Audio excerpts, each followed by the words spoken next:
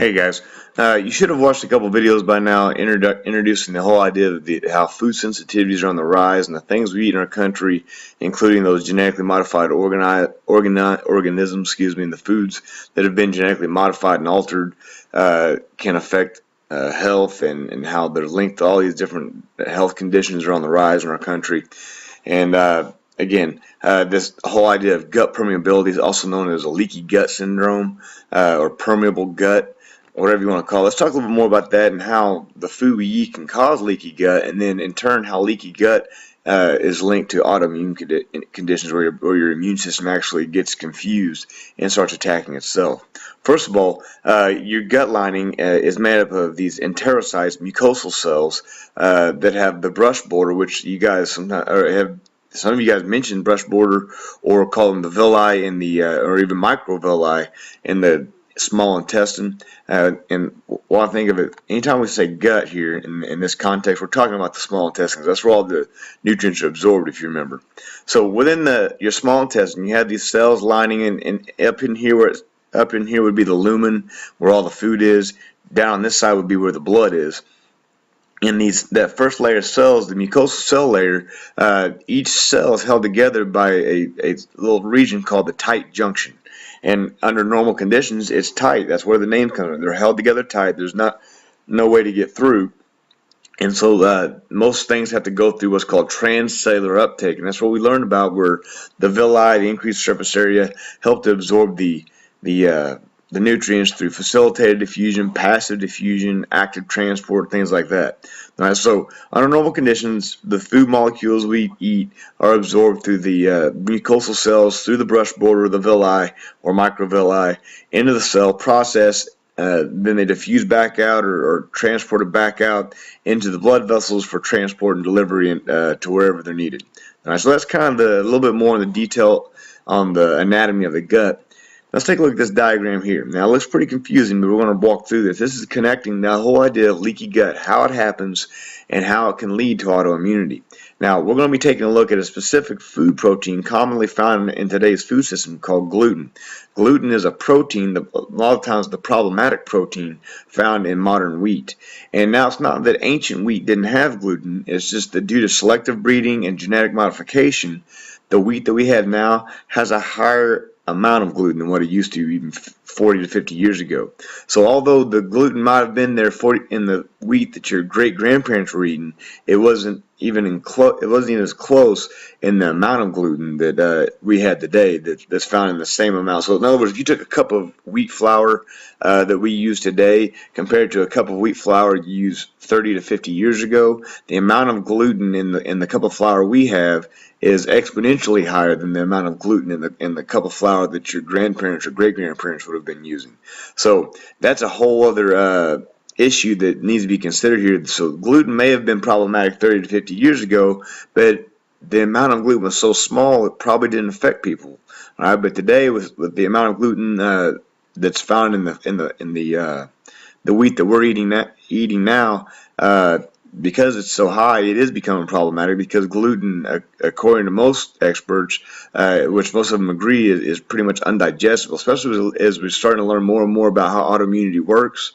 They're starting to find out that more and more people, even people who have never been diagnosed with celiac, have some sort of a gluten intolerance or sensitivity.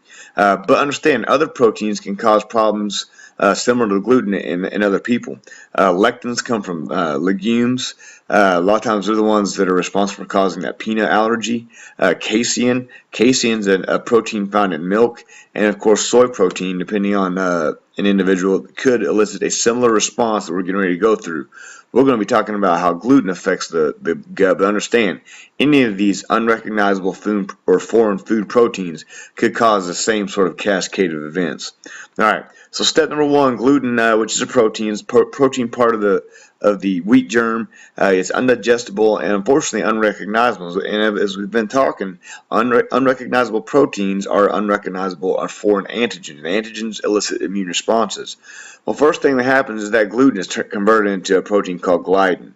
And now when it's in the gliadin form, it's in the correct molecular shape to bind or interact with the receptor. on the cell membrane surface, and that initiates a cascade that causes the release of a protein called zonulin. Now you got to think of zonulin as kind of like the gatekeeper. It's what causes the tight junctions to open and close. So when that zonulin is released, it interacts with another receptor that causes these formerly tight junctions to open up now. And when those tight junctions open up, it allows food proteins and other tissue proteins to pass freely through to the internal environment. And that's whenever the things start going wrong. Because, again, normally the tight junctions look like this and things can't get through. But when they open up, that's going to allow food proteins to get in that shouldn't be there yet. And the wrong molecular shape could be processed incorrectly. It's also going to allow bacteria, yeast, things like that to get in that shouldn't be in there. And all those things are potentially viewed as a threat and can elicit an immune response. But let's talk about what happens first. When that food protein comes in, your body's going to release another protein, a helper protein called tissue transglutaminase. And its job is to help get rid of that foreign protein. But during that process of trying to get rid of it, it undergoes a process called deamidation, where it actually breaks off a piece of the foreign protein and combines with it to try to get rid of it, and through a process. But in that combining time, it actually gets engulfed by an antigen-presenting cell. So it's kind of like, I heard this is a great analogy I heard given to help explain it one time. Imagine if you and your friend were watching or saw a crime happening, and your friend decided to go and try to intervene and try to help out, and you videotaped it, maybe thinking, hey, I'm going to show the police the video so they can help identify the suspects and bring them to justice or whatever. And then when the cops show up, they take a look at it and say, okay, we see what they look like, and we see this other guy here. And you're like, whoa, wait a second, that's my friend. He was just trying to help out. And like, you know what? Hey, he's in the video. He's guilty by association. That's what happens right here on step number 5. The foreign food protein and the tissue proteins that bind together are engulfed by the antigen-presenting cell, that macrophage, and that thing engulfs both of them. So you got your own body's tissue protein, your self antigen combined with the foreign antigen, and now the macrophage engulfs both of them and presents them both on that wanted sign, saying, hey, these guys don't belong. Even though your self antigen does belong, it's guilty by association and is presented right alongside the foreign antigen, and that is going to cause an interaction between the T cells, and now we're picking up on immunity where we left off, or that we just have been learning about. So this foreign antigen along with your self antigen is presented to the helper T cell, interleukin 1, the macrophage is saying, hey, this guy doesn't belong. He's saying, okay, I'm on it. He activates the killer T cells, who go around and find any tissues that have this similar antigen stuck out on it, and they're going to attack it. It releases chemicals that are going to send some other cytokines that send phagocytes to attack the mucosal cells. So, like it says, the combined food and tissue antigen or self antigens are presented to the immune cells, activates your killer T cells against your own cells, releases chemicals that send phagocytes to attack mucosal cells. I'll show you an animation of that in just a second. The presentation of the T cells to the B cells causes them to elicit the antibody response. Now you've got your B cells turning into plasma cells, and plasma cells making antibodies that are specific to bind to anything that has this TTG, that tissue transglutaminase antigen on it, which unfortunately all of your tissue cells are going to have TTG on it because it's a common protein found in most tissues that help in fighting and restoring tissue damage.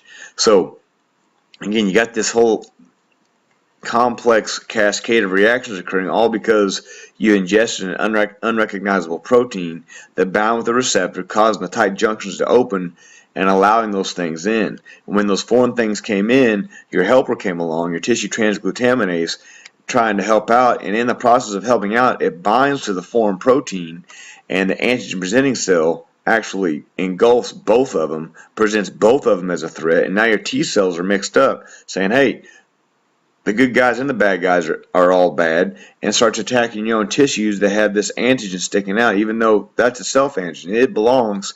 It's guilty by association. There's an animation kind of showing what I'm talking about. Here are some antibodies that have been tailored specifically to bind to your own body's antigens. And those antibodies have now marked it for the phagocyte to see it.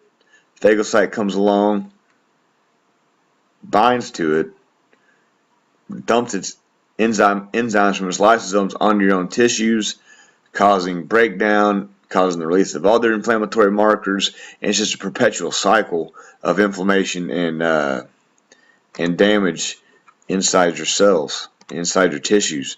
So the unfortunate thing is that this phagocytic destruction of your own tissues causes an increased inflammatory response.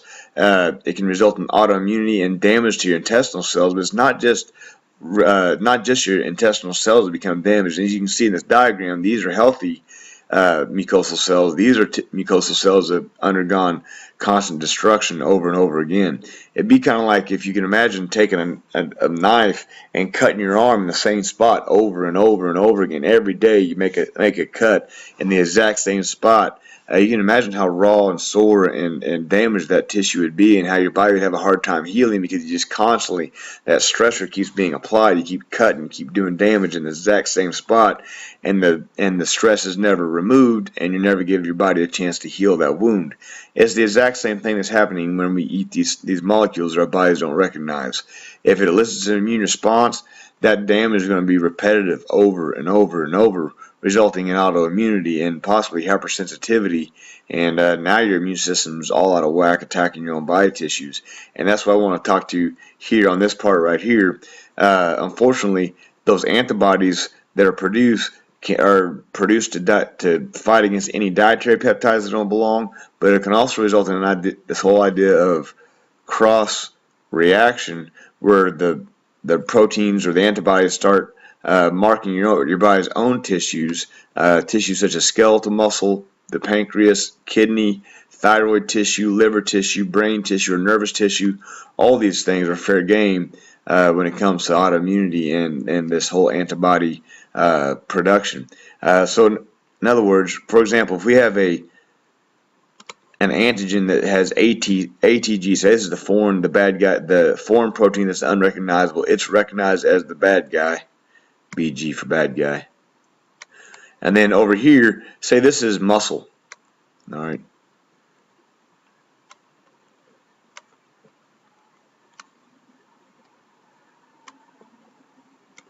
Say this is your muscle tissue.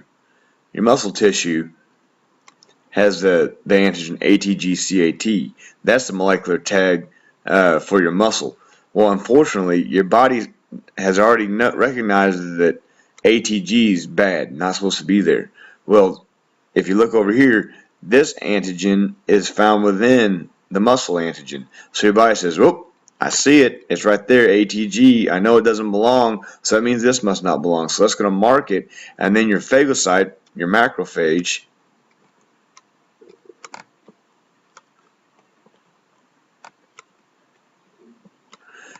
is going to come along and recognize it now because of that marked antigen, and he's going to engulf and start releasing his enzymes onto your own muscle tissue, causing that inflammatory response and tissue breakdown, and on and on and on. So again, it's kind of the mechanism behind how this whole leaky gut system, when these tight junctions open up, allows things in, elicits a cell-mediated response or the antibody-mediated response against your own tissues, and now you're in a condition of autoimmunity, and that goes for just about any tissue in your body. So again, just kind of the mechanism behind how this autoimmunity works. I hope this helps you guys out.